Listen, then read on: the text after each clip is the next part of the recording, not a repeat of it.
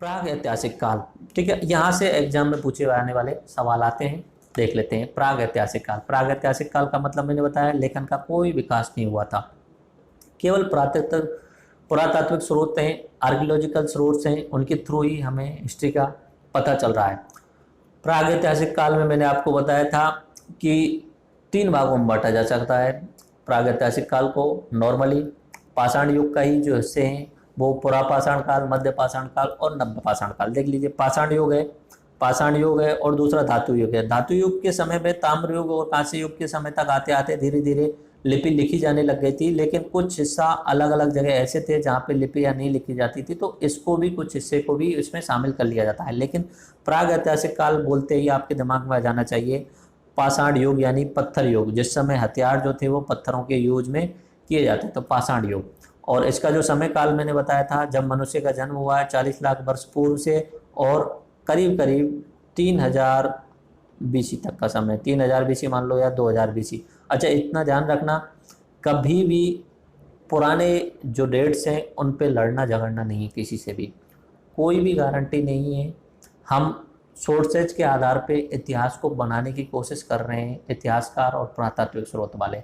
बहुत सारी जगह आपको हजार हजार साल का अंतर मिल जाएगा चीज़ों में। महात्मा बुद्ध के जन्म में भी 3-4 अलग अलग डिफरेंसेज मिल जाएंगे कि इनका जन्म 483 बीसी में हुआ है, कोई और कुछ बोलेगा।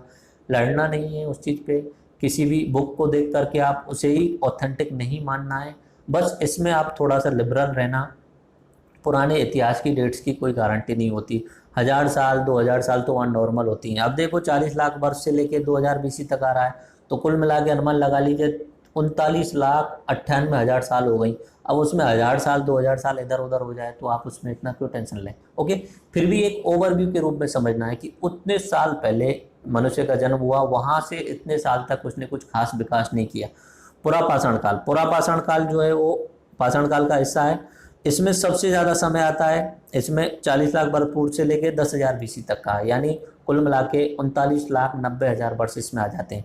उसके बाद में आता है मध्य पाषाण काल, मीजोलिथिक, 10,000 बीसी से लेकर 6,000 बीसी तक। उसका आता है नव पाषाण काल, और जिसमें 6,000 बीसी से लेकर 2,000 बीसी। बोले सर पाषाण काल बना हुआ तो तीनों को अलग अलग बांटने की क्या जरूरत पड़ी। देखो, मनुष्य ने पुरा पाषाण काल के समय तक कोई खास विकास नहीं किया था, जानवरों की तरह ही रहना होता था, कोई आविष्कार वगैरह नहीं किए थे। आग का आविष्कार जरूर हो चुका था, लेकिन उसका भी उसने सही ढंग से उपयोग नहीं किया था। तो मनुष्य 39,90,000 साल में कोई भी डेवलपमेंट नहीं कर पा रहा है, लेकिन धीरे धीरे उसने बहुत सारे अलग अलग सुधार किए, और उन सुधारों के आधार पे अलग अलग हथियार बनाए और अपनी लाइफ स्टाइल को चेंज किया।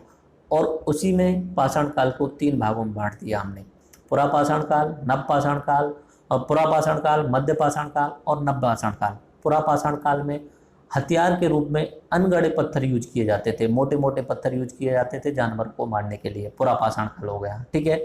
दिमाग नाम की कोई चीज़ थी नहीं, सोचना वगैरह कुछ था नहीं, रिश्तेदार वगैरह ऐसा कुछ था नहीं, कपड़े पहनने का कोई ढंग था नहीं। ओके, उसके बाद में आता है मध्य पाषाण काल। मध्य पाषाण काल में क्या हुआ स्पेशल यही हुआ, जो पहले जो पत्थर के हथियार बनाए जाते थे वो मोटे मोटे होते थे, अब थोड़ा सा उसने दिमाग लगा के उन्हें पहना, यानी तीक्ष्ण करना शुरू कर दिया।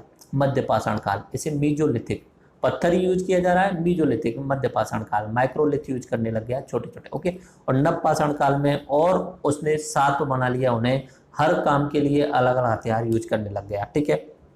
उस समय का आकेटक संग्राहक कहा जाता था, और मध्य पाषाण काल वाले को आकेटक और पशुपालक, पशु पालने लग गया था। मध्य पाषाण काल तक मनुष्य सूक्ष्म हथियार यूज करने लग गया। इधर की साइड में नव पाषाण काल तक आते आते उसे खेती का पता चल गया था, तो खाद्य उत्पादक हो चुका था, और पॉलिस्टर हथियार वो यूज करने लग गया था। पुरा पाषाण काल का जो समय है वो काफी है, इसलिए इसको हमने भी 3 भागों में बांट दिया है। लोअर जो है निम्न पाषाण काल, उसके बाद में मिडिल मध्य पाषाण काल, और उसके बाद में अपना उच्च मध्य पुरा पाषाण काल। एक्चुअली में पुरा पाषाण का हिस्सा है निम्न पुरा पाषाण, मध्य पुरा पाषाण और उच्च पुरा पाषाण, ठीक है। ये क्रैश कोर्स है तो इसमें ये पूरा नहीं देखना है, बस ये नाम आपके लिए बताने थे, क्योंकि 39,90,000 साल को डायरेक्टली एक में बोले तो ज़्यादा अच्छा नहीं लगेगा, उसको भी अलग अलग पार्ट में बांट देते हैं। ओके, और ये अपना फुल कोर्स होगा तब उसमें डिटेल में देखेंगे। पुरातात्विक स्रोत क्या है अपने प्रागैतिहासिक काल को जानने के लिए। पुरातात्विक स्रोत जो पहले बताए थे उनमें से बस जो लिखने पढ़ने वाले सोर्स हैं उन्हें हटा दो, बाकी वही स्रोत रहने वाले हैं। जानवरों के सींग और हड्डियां मिली हैं, उनसे उन्हें अनुमान लगाया जाता है कि ऐसे वो लोग रहे होंगे। पत्थरों के औजार मिले हैं, उनसे अनुमान लगाया गया प्रागैतिहासिक काल का। अवशेष मिले हैं, उसके अलावा चित्राकृतियां मिली हैं, बहुत सारी जगह पे गुफाओं के अंदर चित्राकृतियां मिली हैं और मनुष्य की खोपड़ियां मिली हैं, तो उससे अनुमान लगाया कि ऐसा इस टाइप का मनुष्य रहा होगा। देख लीजिए कुछ चित्र मैंने यहाँ पे दिखाए हुए हैं। देखो स्टोन एज आपको दिख रही है, तो पत्थरों का यूज किया जा रहा है इस तरीके से वो। अच्छा, ये आप सोच रहे होंगे क्या उस समय किसी ने जाके वहाँ पे फोटो ले लिया है क्या, जो आपने यहाँ फोटो लिया दिखाया हुआ है? एक्चुअली में ये फोटो किसी ने नहीं लिया है, कैमरे का आविष्कार तो 100 साल पहले ही हुआ है। तो ये अपना बाद में चित्राकृतियाँ हमारे द्वारा बनाई गई हैं कि इस तरीके से लोग रहे होंगे उस समय। एक्चुअली में 100% ऐसे रहे हैं या नहीं रहे ये कोई पता नहीं है, बट हमने अनुमान लगा के ऐसा बनाया हुआ है। ओके, इस तरीके से वो गुफाओं में रहते हैं, गुफाओं के आसपास में आग का आविष्कार हो गया है, तो यहाँ पे अपना खाना पका के खाना भी शुरू कर चुके हैं वो। ओके, और देखिए ये मनुष्य का एवोल्यूशन है। सबसे पहले ऑस्ट्रेलोपिथेकस था, उसके बाद में होमो हेबिलिस आया, ये थोड़ा सा तिरछे चलते थे, ठीक है, और रीढ़ की हड्डी के सहारे पूर्ण रूप में खड़े नहीं हुए थे। उसके बाद में होमो इरेक्टस आया। शुरुआत वाले मनुष्य का दिमाग छोटा था, बाद में दिमाग के आकार बढ़ने लग गया, आकार बढ़ता गया और ये काफ़ी बड़ा आकार हो गया। होमो इरेक्टस आया, होमो सेपियंस आया और होमो सेपियंस सेपियंस आया, जो हम हैं आज के समय के जो इंसान हम हैं उसे होमो सेपियंस सेपियंस बोला जाता है, ठीक है, जिसका दिमाग काफ़ी बड़ा है और रीढ़ की हड्डी के सहारे बिल्कुल सीधा खड़ा हुआ है। ओके, ये कुछ इमेज हैं, आप देख लीजिए। जैसा कि मैंने बताया कि पुराने समय पे जब लोग फ्री रहते होंगे तो उस समय शायद कुछ ना कुछ इमेज या चित्र बनाने का मन करता होगा उनसे, तो जानवरों से उन्हें शायद या तो लगाव था इसलिए वो जानवरों के चित्र बनाते थे। अब देखिए यहाँ पे लगाव वाला चित्र नहीं है, यहाँ पे एक व्यक्ति जो है वो धनुष लिए हुए इन जानवरों को मारने की कोशिश कर रहा है। ये बहुत पुराने फोटो हैं, ये बनाए हुए नहीं है, ये मनुष्य हमने नहीं बनाए, ये उसी समय के लोगों ने गुफाओं में इस तरीके के चित्र बनाए हुए हैं। ये गुफाओं का चित्र लिया गया है, डायरेक्टली गुफाओं का चित्र है। ये वाला भी गुफाओं का चित्र है, यहाँ पे भी किसी व्यक्ति ने अपनी मनोभावनाओं को समझाने की कोशिश की है। ओके, अब इन तीनों को अलग अलग पढ़ लेते हैं, पुरापाषाण काल, मध्य पाषाण काल और नवपाषाण काल। इनकी खास खास बातें देख लेते हैं। देखो, पुरापाषाण काल को 40 लाख बीसी से 10,000 बीसी तक बांटा।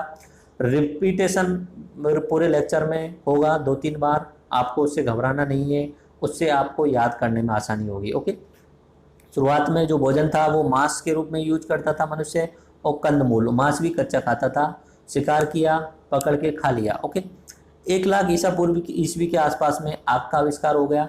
अब आग का आविष्कार होने के क्या क्या फायदे रहे? मांस पकाकर खाने लगा, तो अभी जो है वो स्वादिष्ट मांस हो गया। और दूसरा, अगर पहले किसी जानवर को कोई बीमारी थी और उसे डायरेक्टली मनुष्य खा लेता था तो उसके अंदर वही वायरस पहुंच जाता था, तो उससे मनुष्य भी बीमार हो जाता था। लेकिन पकाने के बाद में वो ऐसा नहीं होने वाला है, स्वादिष्ट भी हो गया है और बीमारी भी नहीं होने वाली है मनुष्य को। आग का हथियार के रूप में यूज किया जाने लगा। अपने हाथ में आग ले लो, किसी भी जानवर को आप डरा सकते हो। आप मसाल ले लो, किसी भी जानवर को डरा सकते हो, इवन एक शेर वगैरह भी आपके सामने नहीं आने वाला। रात में उजाला हो गया। 1 लाख वर्ष पहले तो ऐसा ही रहता होगा, जब तक सूरज था तब तक उजाला है, उसके बाद में सिर्फ चंदा की चांदनी या अपना अमावस के समय पे अंधेरा। तो रात में उजाला करने का सोर्स मिल गया उन्हें, आग जला करके वो रात में उजाला कर सकते थे। ओके, निवास इनका जो होता था गुफाओं में और जलाशयों में होता था, ठीक है। माइंड इतना ज़्यादा विकसित नहीं था, शार्प माइंड था नहीं। उस समय पशुपालन नहीं किया जाता था, ना कृषि की जाती थी, ना बर्तन ही बनाए जाते थे, ठीक है। इसी तरीके से मनुष्य रहता था। ये अपना क्वार्टजाइमैन का नाम दिया गया है। वो व्यक्ति जिसने पहली बार आग की खोज की होगी उसका नाम दे दिया क्वार्टजाइमैन नाम से, क्योंकि क्वार्ट्ज के पत्थरों का यूज कर रहा है, इन्हें आपस में टकरा रहा है, चिंगारी निकली, आग लग गई, तो इसका नाम दे दिया गया क्वार्टजाइमैन। आप चित्र में देख सकते हैं। मनुष्य और जंगली जानवरों में कोई खास अंतर नहीं था, ठीक है, ये सेम टू सेम थे। हथियार उस समय अनगढ़े मोटे पत्थर होते थे। ओके, भारत में भीमबेटका एमपी में चित्रित गुफाएं मिली हैं, जिनसे पता चल रहा है कि ये पुरापाषाण काल की चित्रकलाएं हैं। ओके, उसके अलावा भारत में रॉबर्ट ब्रूसफुट को ये सर्वप्रथम इसने पुरापाषाण काल की जो चित्र हथियार वगैरह हैं वो खोजे थे। पल्लावरम नाम की जगह पे सर्वप्रथम उसने खोजे थे। तो भारत में ये जो प्राग ऐतिहासिक काल का जो जनक माना जाता है, पुरातात्विक स्रोत जानने वाला, तो उसे माना जाता है रॉबर्ट ब्रूसफुट, क्योंकि अंग्रेजों का जन्म था, क्योंकि अंग्रेजों का शासन था, तो उन्हीं के ही लोग भारत में खोज करते थे। ओके, देखिए उस समय इस तरीके के मोटे मोटे पत्थर यूज किए जाते थे। एक्चुअली में ये पत्थर मिले हैं उन पुरातात्विक स्रोतों से, तो इन्हीं पत्थरों की इमेज यहाँ पे है, ठीक है। क्रूड स्टोन के पॉइल्स और लार्ज पेबल्स यहाँ पे आप देख सकते हैं, ओके। इस तरीके के फ्लिंट टूल, बोन टूल यानी हड्डियों वाले, हैंड एक्स हाथ वाली कुल्हाड़ी, इस तरीके की पत्थर की बनाई हुई है हाथ कुल्हाड़ी, चॉपर काटने के लिए, चॉपिंग टूल, क्लीवर, इस तरीके के हथियार मोटे थे, ज़्यादा अनगढ़े नहीं थे। तो ये इन्हें सब माना गया है किसके हैं, ये पुरापाषाण काल के, ओके।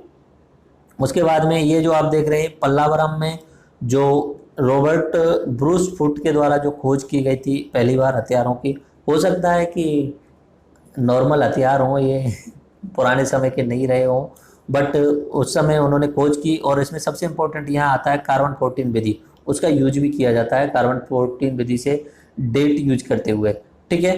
तो हम उस बात को सच मानते हुए इस बात को पूरा मानते हैं कि रॉबर्ट ब्रूस फुटे ने ये जो हैं उन्होंने अपना father of the Indian pre history माना जाता है इन्हें, हाँ, प्रागैतिहासिक काल का जनक माना जाता है। और ये पल्लावरम में इन्होंने खोज की थी साइट्स पे, और ये वही सेम टू सेम वही पत्थर हैं जो इन्होंने खोजे थे, उनका फोटो है, ओके। पल्लावरम की साइड से लिए होंगे। पैलियोलिथिक यानी पुरापाषाण काल, ओल्ड स्टोन एज को हमने 3 भागों में बांटा, lower, middle and upper. Lower पुरापाषाण काल, मिडिल पुरापाषाण काल और अपर, इनमें थोड़ा थोड़ा चेंज आया है, वो आप अगले जब लेक्चर्स होंगे उसमें क्लियर देखेंगे। अगला टॉपिक है मध्यपाषाण काल। पुरापाषाण कंप्लीट हुआ, मध्यपाषाण काल की विशेषता, शिकार पर ही निर्भर है मनुष्य, लेकिन पशुपालन भी उसने करना शुरू कर दिया गया है। मृतकों की अंत्येष्टि से परिचित हो गया है, यानी मरने के बाद में सबको दफनाने लग गया है, ओके। उसके बाद में छोटे आकार वाले पत्थरों का उपयोग किया जा रहा है, माइक्रोलिथ पत्थरों का यूज किया जा रहा है। देख लीजिए यहाँ पे मैं आपको दिखा देता हूँ, अस्थियों व सींगों से निर्मित हथियार भी बनाए जाने लग गए हैं मध्यपाषाण काल में, ओके। आदमगढ़ में, एमपी में और बागौर राजस्थान में इसके वो मिले हैं। और इसका जो समय मैंने बताया था 10,000 BC से लेके 6,000 BC आप याद कर सकते हैं, ओके। और मेरे हिसाब से समय पूछा नहीं जाना चाहिए, अगर कोई एग्जामिनर पूछ रहा है तो वो महान मूर्ख है। अगर समय पूछ रहा है, फिक्स समय अगर पूछ रहा है तो गलत है, क्योंकि फिक्स है ही नहीं, कुछ भी चीज़ फिक्स नहीं है इन चीज़ों के मामले में, ठीक है। बट आपको एक अनुमान होना चाहिए। ये हथियार हैं, आप देख सकते हैं इस तरीके के हथियार जो है मध्यपाषाण काल में यूज किए जाते थे। नवपाषाण काल, नवपाषाण काल नियोलिथिक एज। खास बात ये रही कि खेतीबाड़ी की जो जानकारी हो गई, पशुपालन करना शुरू हो गया, स्थायी बसावट हो गई, बर्तन वगैरह, वस्त्र वगैरह, ये सब मनुष्य शुरुआत कर चुका था, ओके। कृषि का सर्वप्रथम कृषि की शुरुआत नवपाषाण काल में ही मानी जाती है। शुरुआत वाली जो खेती की जाती थी वो गेहूं और चावल की जाती थी। अच्छा, कृषि का एक्चुअली में आविष्कार नहीं मानेंगे, ऐसा मान सकते हो कि कृषि तो थी पहले से ही, गेहूं के बीज पहले से थे, मनुष्य ने ऐसा तो है नहीं अपने हाथ से बना दिए, थे पहले से ही, घास थी, लेकिन उनको मनुष्य पहचान नहीं पा रहा था कि इनको हम साल में हर साल रिपीटेशन मोड में उगाए जा सकते हैं। वो इस चीज़ का यूज नहीं कर रहा था। अगर हम ऐसा कर सकते हैं तो स्थायी निवास भी तो कर सकते हैं, हमें अलग अलग जगहों पे भटकने की ज़रूरत नहीं पड़ेगी। पहले मनुष्य एक गुफा में रहता था, गुफा के आसपास में कंदमूल खाता था, उसके अलावा जानवरों को मार करके खाता था, और अगर हो सकता है तो जानवर भी मनुष्य को खाया जाता था, ठीक है। और जब भी वहाँ से जानवर खत्म हो जाते, कंदमूल खत्म हो जाते, तो मनुष्य वहाँ से उठ के दूसरी जगह चला जाता था, दूसरी गुफा में चला जाता था। तो मनुष्य ऐसे भटकता रहता था जिंदगी भर, कोई स्थायी निवास नहीं होता था। लेकिन अगर खेती कर लेंगे, एक ही जगह पर उसे खाने का सोर्स मिल जाएगा, आसपास में कहीं पानी का सोर्स मिल जाएगा, तो उसका निवास जो है वो स्थायी होने लग जाएगा, ओके। शुरुआत में गेहूँ और चावल की उन्होंने पहचान की और उन्हें बोना शुरू किया। अपने मेहरगढ़, बलूचिस्तान, पाकिस्तान में एक क्षेत्र है, ठीक है, और वहाँ पे गेहूं और जौ के अवशेष मिले हैं। पशुपालन उन्होंने शुरू कर दिया। नवपाषाण काल आते आते पशुओं से गहरा परिचय हो गया और पशुपालन का विस्तार हो गया, यानी कुत्ते पालने लग गया, भेड़ बकरी पालने लग गया। भेड़ बकरी किस लिए पालने लग गया? दूध वगैरह के लिए, इवन एक ऊन वगैरह के लिए भी यूज करने लगा, ओके। घोड़े एक जगह से दूसरी जगह जाने के लिए, बैलगाड़ी वगैरह बोझा ढोने के लिए, इस तरीके से वो पशु पालने लग गया। व्यवसाय क्या करता था? शिकार करना, मछली मारना, भेड़ बकरी करना। व्यवसाय ऐसा तो था नहीं उनका कि कुछ नए उत्पाद बना रहा हो, उन्हें एक जगह से दूसरी जगह बेच रहा हो। अभी भी मनुष्य है तो वही शिकारी संग्राह की, अपना खाना पीना और सो जाना उसी तरीके का है उसका सिस्टम। अभी वो कॉम्प्लेक्स लाइफ नहीं आई है, ठीक है। उसके बाद में आवास स्थायी होने लग गए हैं धीरे धीरे। नवपाषाण काल, समय क्या है इसका? समय जो है वो 6000 BC से 2000 BC तक का समय है, ओके, ये समय है। हाँ, यहाँ पे आवास जो है वो बांस और मिट्टी के लेप से बनी झोंपड़ियों में निवास करने लग गया है। कश्मीर में बुरजोम नाम की एक जगह है जहाँ पे पृथ्वी के धरती के अंदर गड्ढा करके उन्होंने घर बनाए हुए थे, तो उसे गर्त निवास कहा जाता है। ये स्पेशल बनाए हुए थे और ये भी अपने नवपाषाण काल के घर माने गए हैं। ओके, मिट्टी के बर्तन बनाए जाने शुरू हो चुके हैं, मिट्टी के बर्तन बनाना शुरू हो चुका है।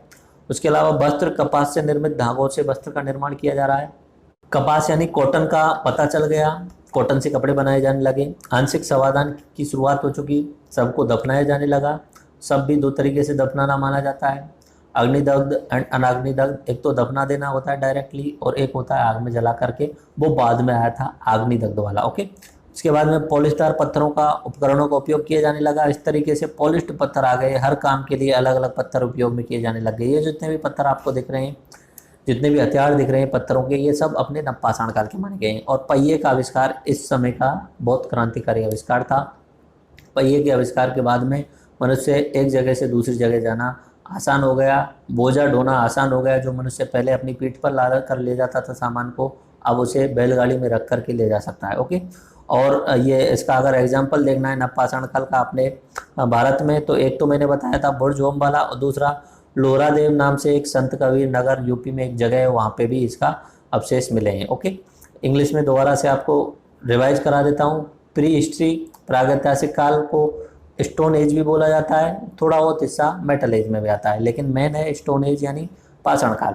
इसे 3 भागों में बांटा, पैलियोलिथिक, मीजोलिथिक और नियोलिथिक, ये 3 भागों में बांटा। इधर वाले मेटल एज वाले को मैंने कॉपर एज, ब्रॉन्ज एज और आयरन एज में बांटा। ओके, पैलियोलिथिक का जो समय मैंने यहाँ पे लिखा है वो 50 लाख बोल सकते हो या 40 लाख बोल सकते हो, जब मनुष्य का जन्म हुआ है, कोई फिक्स नहीं है, 40 लाख के आसपास बोला जाता है। ओके, जब मनुष्य का जन्म हुआ है तब से 10,000 बीसी तक। उसके बाद में मीजोलिथिक का जो समय है वो 10,000 से 6,000 बीसी तक का, और नियोलिथिक का जो समय है वो 6,000 से 1,000 बीसी तक का।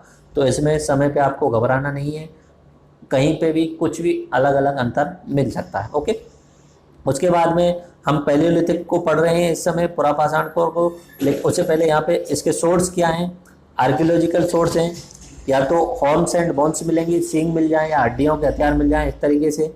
उसके अलावा टूल्स मेड ऑफ स्टोन, पत्थरों के जो हथियार यूज किए जाते थे, रून्स यानी अवशेष मिल जाएं, पेंटिंग्स बनाई हुई हैं पेंटिंग्स मिल जाएं, स्कल्स यानी खोपड़ियाँ या मनुष्य के जो अस्थि पंजर मिल जाएं उनके आधार पे। ठीक है, ये आप चित्र देख सकते हैं, आपको दिख ही रहा होगा, ये पेंटिंग है, किसी गुफा में मिली है। ये चित्र जो है वो बनाया गया है आपको समझाने के लिए कि मनुष्य कैसा रहता था उस समय। शिकार करके लाया है, उसकी फैमिली के बच्चे वगैरह हैं, ये 2 मनुष्य शिकार करके लाए हैं किसी हिरण वगैरह का, इनके हाथ में कुछ हथियार वगैरह है। ओके, ये चित्र देख लीजिए। ये जो चित्र है वो पुरापाषाण का है, ये जो चित्र है वो मध्य पाषाण काल के हिसाब से है, और ये जो है वो अपना नियोपाषाण के, क्योंकि यहाँ पे स्थायी निवास करना शुरू कर दिया गया है, फूड प्रोडक्शन शुरू हो चुका है, कल्टीवेशन, एनिमल हस्बेंड्री, पशुपालन।